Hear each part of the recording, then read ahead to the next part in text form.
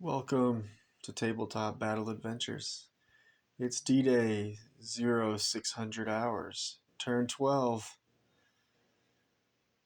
The sun is beginning to rise here in Normandy, France.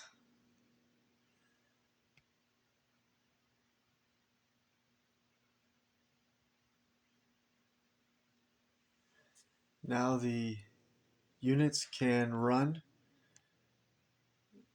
on the roads, the brown fields here and here, which are both dry. The green fields, no running because they're flooded. The Germans, 6 Fallschirmjäger,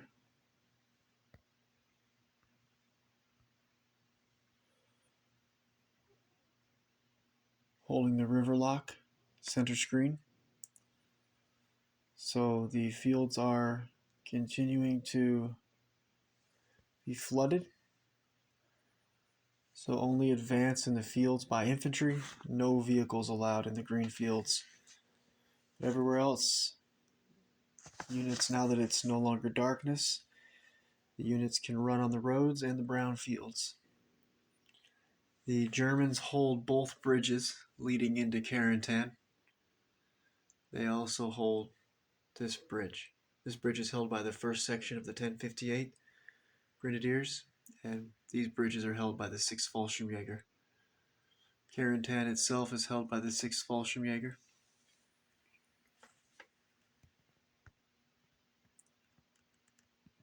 Units that are located in the hedgerows are hidden unless they fire their weapons. When an enemy unit is in the hedgerow as well, they can spot each other once they're 4 inches away.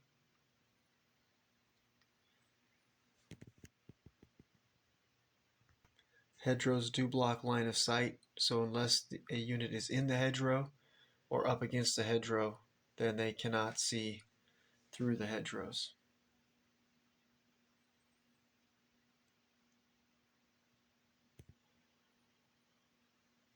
Casualties so far in the battle: the 506th 3rd Squad has had 8 KIA, and the medic for the 506th is wounded, bleeding out, turn 16. The 506th 1st Squad has also had 8 soldiers KIA, and 2nd Squad hasn't lost any soldiers yet. Heavy weapons squad has lost one man, one medium machine gun man from 2nd medium machine gun team was killed. So that is 16 KIA for the 506 so far, and 1 wounded, which is again the medic. The Germans, 1058th Grenadiers, have lost, 1st section has lost 3 men KIA, and the 1058th 2nd section has lost 8 men KIA and the 1 man wounded here who bleeds out, turn 13 next turn. And the 100th Panzer Regiment, which consists of 1st Lieutenant Eulander's Puma, Sergeant Ronald's half-track, and Sergeant Gerald's half-track, and 3 men from Sergeant Ronald's half-track were killed earlier in the battle. So that brings a total to 15 Germans KIA as of 0600 hours. Turn 12, 1 wounded, and 16 for the 506. Germans are up by 1, plus the Germans hold Carentan, the river lock, and all 3 bridges.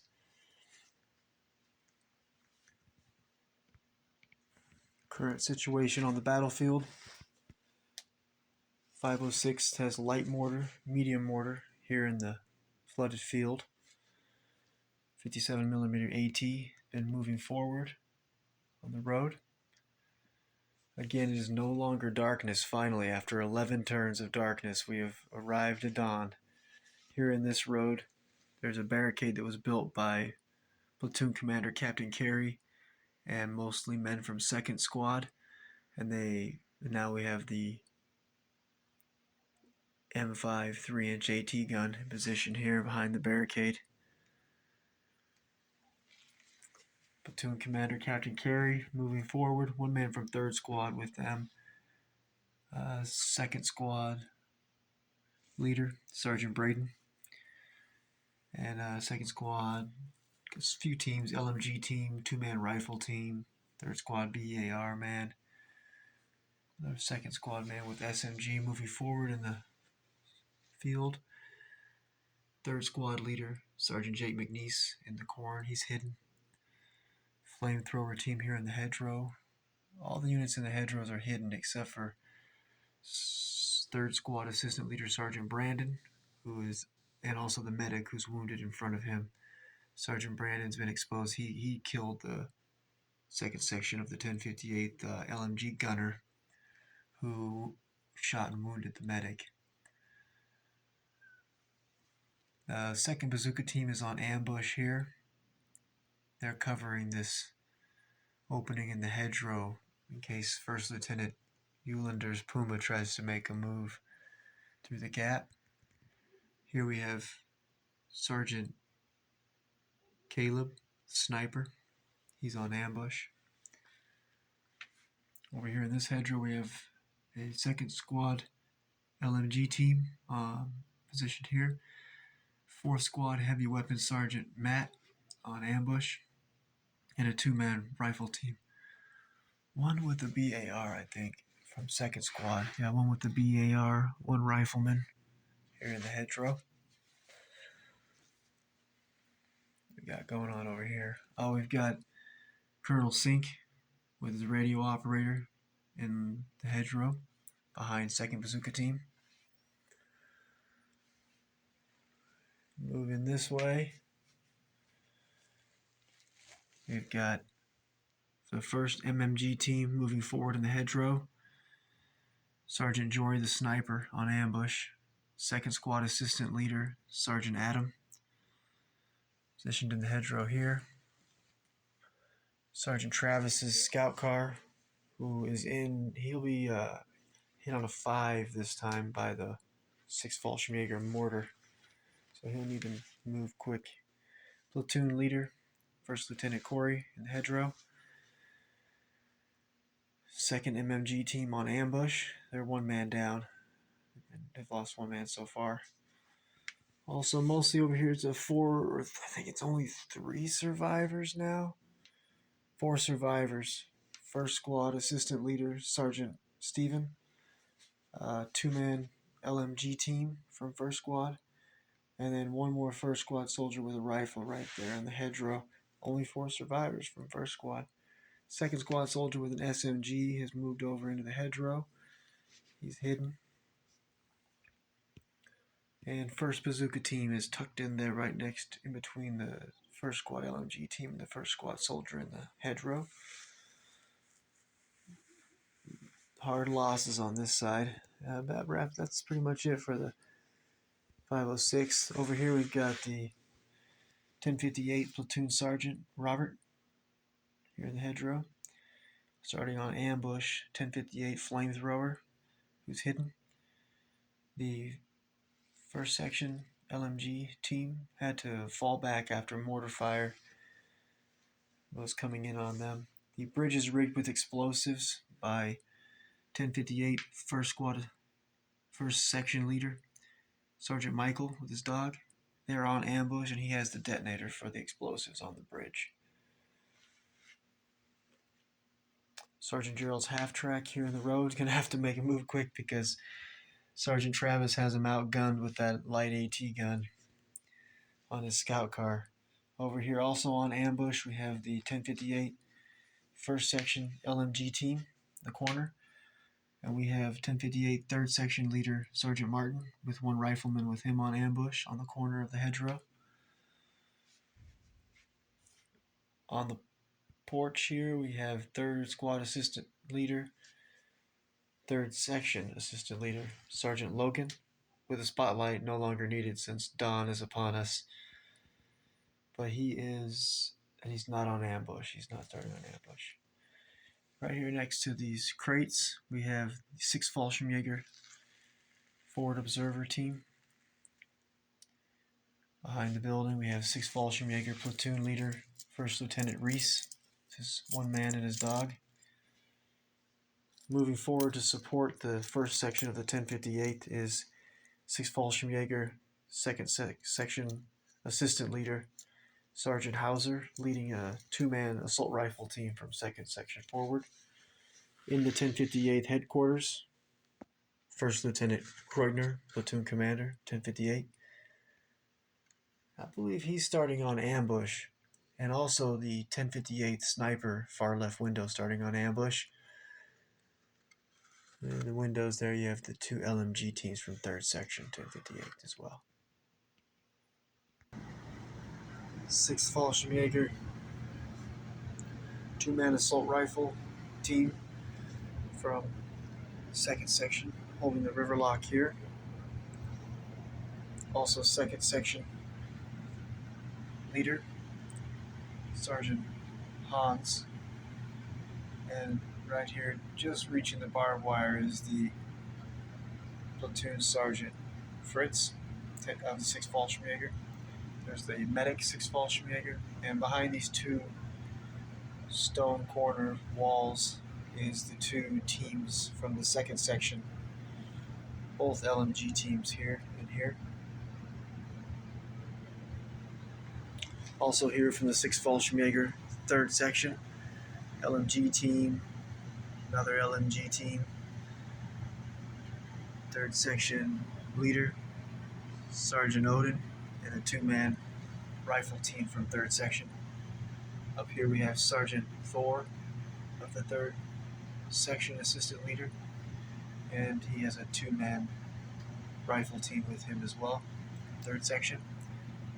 We have the Forward Observer radio operator from 6th Fallschirmjäger who got left behind on accident by Platoon Sergeant Fritz. The 6th Fallschirmjäger mortar is here, medium mortar. 2nd floor, this building, 6th Fallschirmjäger medium machine gun team. In the chapel, we have the 6th Fallschirmjäger commander, Major von der Heid.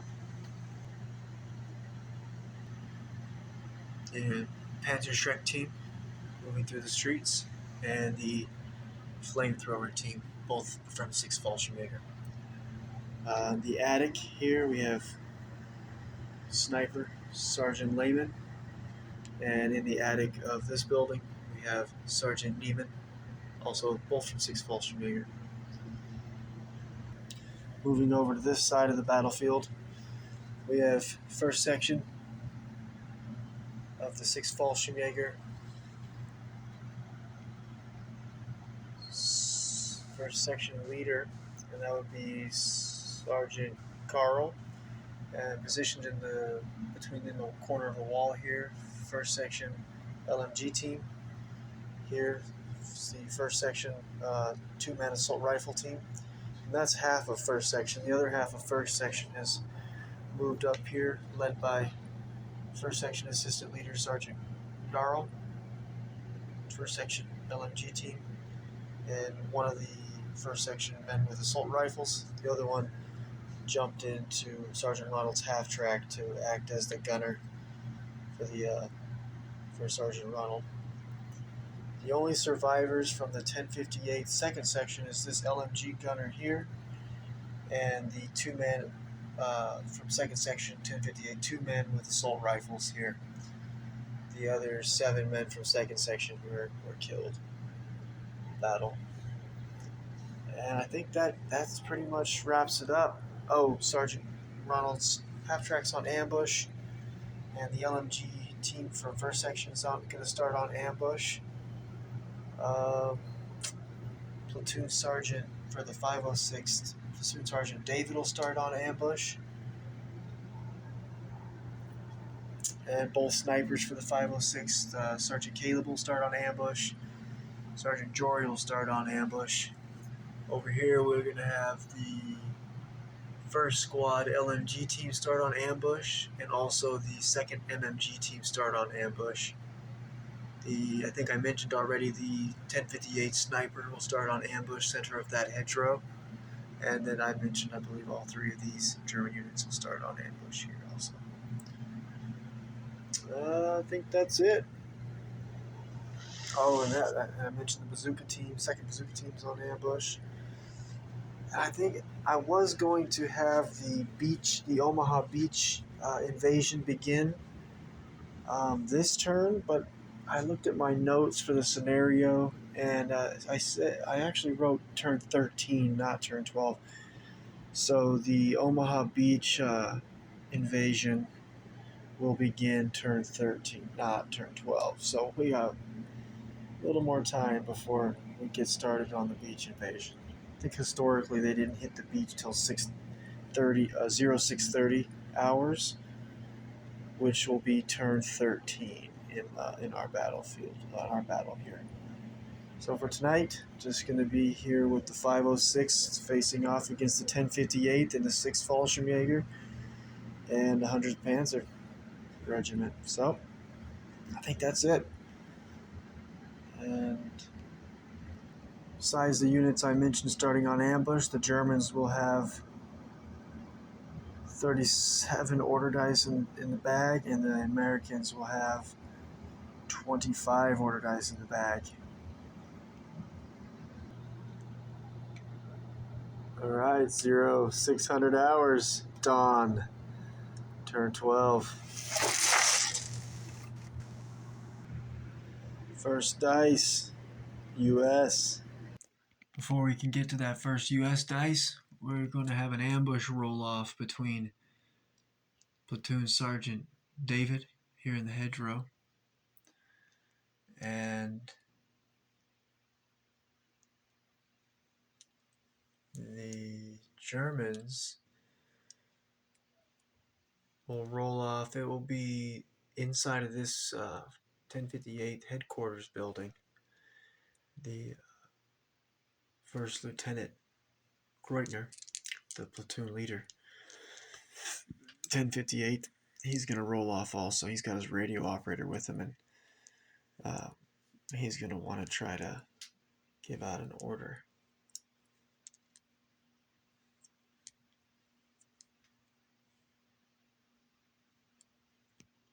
As well. I think both, because I think we want to get Sergeant Brandon out of here with dragging the wounded medic backwards, because his position is known, but also Sergeant Travis's scout car is right here, and he's going to be getting hit on a 5 from the 6th Fallschirmjäger mortar.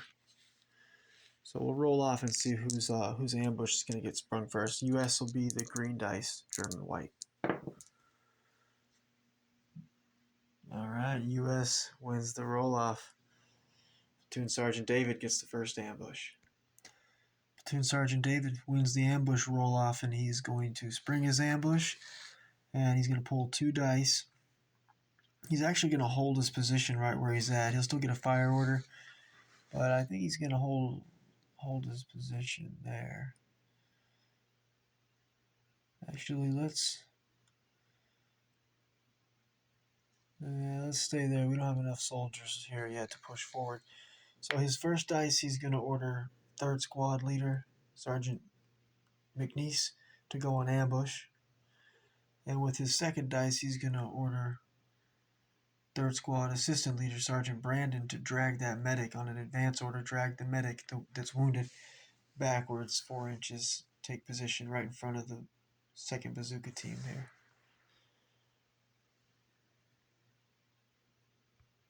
Alright, Sergeant Brandon. He killed the LMG gunner last turn and dragged his wounded buddy backwards this turn. Alright, what a hero. Alright. And again, before we can get to that first US dice for 0600 hours, turn 12, we've got Sergeant Jory the sniper who's going to spring his ambush and order Sergeant Travis's scout car to move position so he won't be getting hit on a 5 this turn from the 6 Fallschirmjäger mortar over in the church courtyard.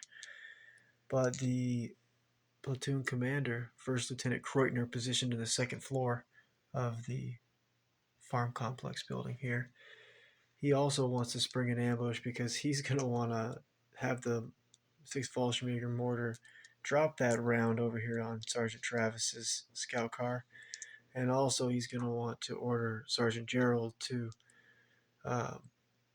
withdraw away from this light AT gun. So we'll roll for the ambush here. US dice will be green. Let's see who goes next. Ooh, Germans. Germans win the ambush roll-off. Platoon Commander First Lieutenant Kreutner of the 1058th will spring the ambush. He'll pull 2 dice. First dice, he'll order the 6 Fallschirmjäger medium mortar to open fire. And I think Sergeant Travis and his scout car, I don't think he's gonna recce. I think he's gonna risk it and see if the mortar can. Let's see if he'll miss again like he did last time he fired. Because I really would like to take advantage of this the power of the light AT gun versus just the simple MMG of the Sergeant Gerald's half-track there. So let's see if the mortar's going to land this on a 5. Can he recce forward? I don't think he can. I'm pretty sure he's got to recce backward. Let me check. Okay, he's got to recce away from the enemy, so he's going to hold his position. I want to push forward. This is our chance to take this hedgerow finally. They've been trying to get this hedgerow for this entire battle. And right now there's just the flamethrower team on ambush. And I think they can. And they've got their. Yeah, that's it. So I think let's hold position. All right, mortar's looking for a 5. It's a miss. Let's get the scatter dice out with 2d6 since, with the distance being from the courtyard of the chapel all the way to here. Where's that mortar gonna land? Like 10 inches. Oh, let's measure.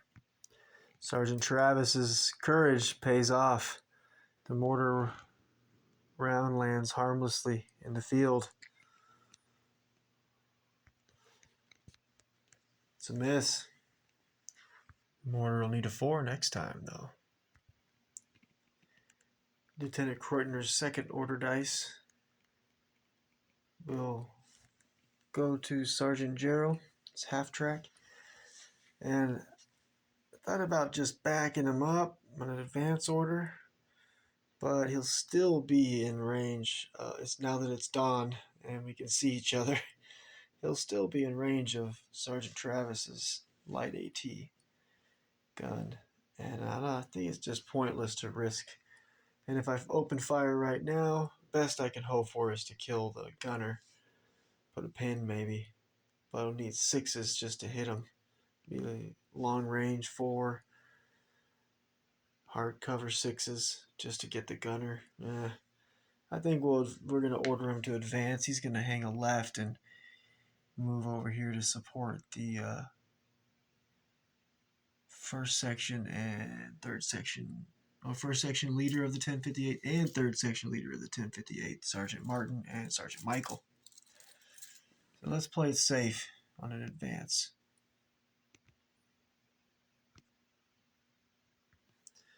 He's in a good position there. He will not open fire because although it is daytime now, dawn, any units that have not fired and not given away their positions that are in the hedgerows are going to be hidden. So these 2 men are hidden, but if they choose to open fire, cause a ruckus, they will be in a lot of trouble with all these Germans on ambush. We got the Puma, First Lieutenant Eulander, and Sergeant Gerald's half-track. So I don't think they're not going to have a shot besides that. So, and now they're hidden from Sergeant Travis's light AT gun.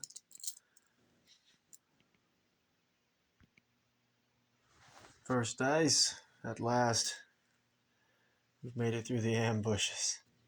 At least for now. US dice. Second squad soldier with SMG. He's going to receive an advance order.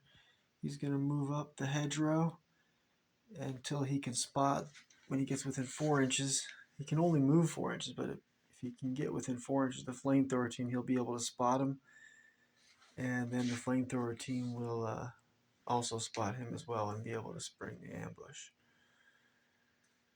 Gotta get these guys off ambush and reveal their positions so that we can push them off this hedgerow. This is the best chance we've had so far for the first and second squad and the heavy weapons teams to dislodge these Germans from the hedgerow. Let's see what happens. He's going to draw some fire, expose this flamethrower team. He's going to end up about on the bodies of the 2 dead Germans from first section there. And from there, he will be within 4 inches of the flamethrower team. The flamethrower team's going to go ahead and... I guess you got to spring the ambush, because if you don't, you're going to get shot with this Thompson. So, let's see if this man can dodge some flames. Brave man, pushing forward. He could throw a grenade, which would not expose his position. He would still be hidden from the other Germans in this area. So he would be, let's see, 3, movement 4, close range 3. Throwing it through the hedgerow, though, make it 5s. 5 to land the grenade on the flamethrower team. But again, it would keep him hidden for the other Germans. If he shoots his SMG, he's going to need 3, so 2, so 4s, 2 shots on 4s, or 1 grenade on a 5. Be a 3, movement 4, close range 3, hard cover 5. The flamethrower team gets to shoot first, though. So let's spring the ambush and see if he can survive the flamethrower first. So the 1058th flamethrower team, Private Klaus, he's going to need, let's see, 3s. I think a 2. Oh man, sacrifice. I'm pretty sure because the trees is not going to stop the fire. So maybe this, single man. So it'll be 3s, 2s for close range. And then 3s for a single man. That's it. Flamethrower team looking for a 3-up to toast this man. Oh. He's hit. Let's see how many hits he's going to take.